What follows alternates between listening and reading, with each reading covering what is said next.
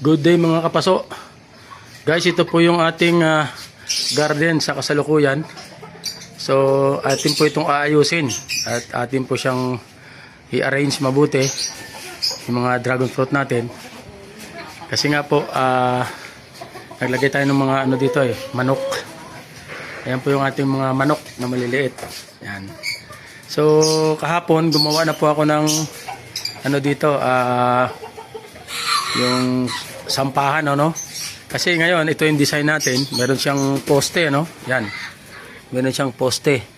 So para makatipid tayo sa space, ang gagawin natin dyan, putulan natin to dito. Yan, bali hindi na tayo maglalagay ng poste at ipapatong na natin sila dyan. Tsaka sapul na sapul sila ng init kasi nga ang dragon fruit ay cactus family siya.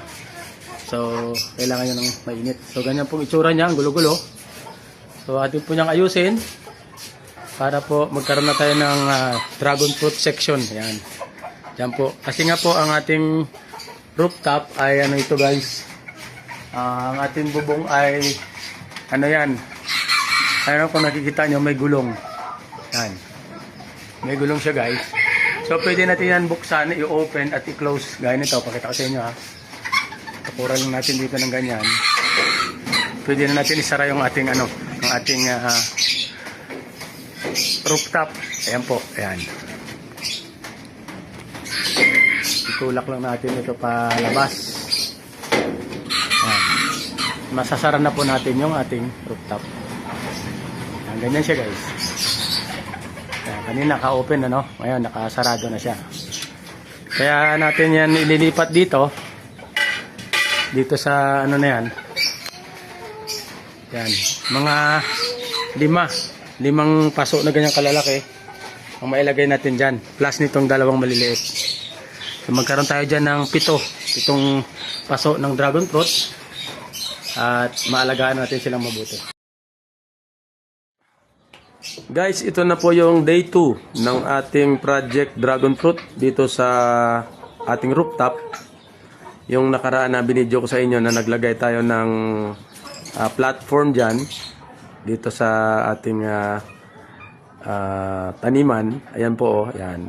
Nakaangat siya parang lababo. So ngayon guys, ang ginawa natin, nagputol na tayo ng trellis, inalis na po natin. Ayan po, ayan, nakikita ninyo. So may clean na siya at nakatanim na ng tigda dalawang cutting yung ating mga dragon fruit sa iisang paso. So, nagawa ko yan guys dahil ang aking konsepto dyan, once na tumubo na yan, hindi na po tayo mag-aantay na pahabain pa natin sa trellis bago natin siya alisin yung mga hindi na kailangan ng mga sanga dito sa baba o pahabain pa natin hanggang makarating doon sa dulo. Hindi na. Pag tumubo po yan, pwede na tayo kaagad mag-decide kung ilan yung sanga na itira natin sapagkat tuloy-tuloy na po siyang hahaba. Yan. Pagka may sumulpot dyan ng mga bagong sanga, ay dire-diretso na siya. Kasi mayroon na siyang mayroon na siyang height, naka-elevate na siya doon sa floor. So, maano na natin makapag-decide na tayo. Kasi tutubo na lang yun At pag naalagaan natin ng mabuti at gumanda, sa next season makapagpabunga na tayo niyan kasi matatandang mga cutting na yan. Mga iba dati nilang puno na may mga ugat na at nilagay natin dyan. So kung na-notice nyo, yan, nakaangat siya yan, sa ating platform na yan. So may height na siya. So no need na. Kasi ang purpose lang naman ng poste para mapaakyat mo siya sa taas at doon mo siya pahabain para hindi sumayad sa lupa ang kanyang mga sanga. Ngayon naka-elevate na, diretso na, yan, ganyan. Lalaylay siya dyan, at doon, sa kabila. So, kabilaan po, dahil dalawang ang variety ang nilagay natin dyan. So, kung nakikita nyo, ano yan, 5 paso na malalaki, plus yung sa gilid na maliliit, na tig-isang cutting, tig-4 gallons. So, bali, mayroon tayo dyang, siyam na paso lahat ng dragon fruit sa area na yan. So, ayan na guys, nakita natin. So, abangan natin. At ang ating ginamit dyan na materyales ay stainless. para po pang matagalan at hindi na po tayo palit ng palit pagka kinalawang.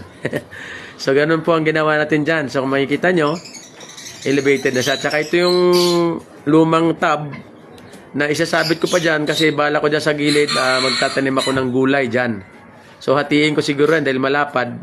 Taniman ko ng gulay kasi nainitan naman yan pag inalis natin yung ating movable na roof. So, mainitan sila dyan. So, ang kalahati siguro baka ilipat ko dyan sa kabilang bahagi din, sa kabilang part ng rooftop natin. So, ayan na guys sila. So, sana ay maging successful ito. Ayan, kung meron notice yun, tagdadalawa yan. Mayroon tayong Orange Giant na variety. Ayan po naman ay yung nakikita nyo ngayon. Ayan po ay Edgar. Vietnam White yung katabi. Ito naman black tsaka Vietnam White. Ito naman Isis Gold, yellow ang kanyang bunga, at yung isa naman San Ignacio.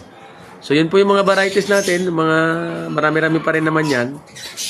So abangan natin. Ayan po, may magbo-bloom nga mamaya Moroccan red naman yun. Yun yung nakalagay sa maliit na paso. Kagaya nito. Ayan, tulad nito, yan, may din yan May bunga na rin yan sa labas. Ayan na guys, ang ating project. So sana maging successful at abangan nyo pa pag natapos na ito lahat at makita natin kung anong magiging itsura nito.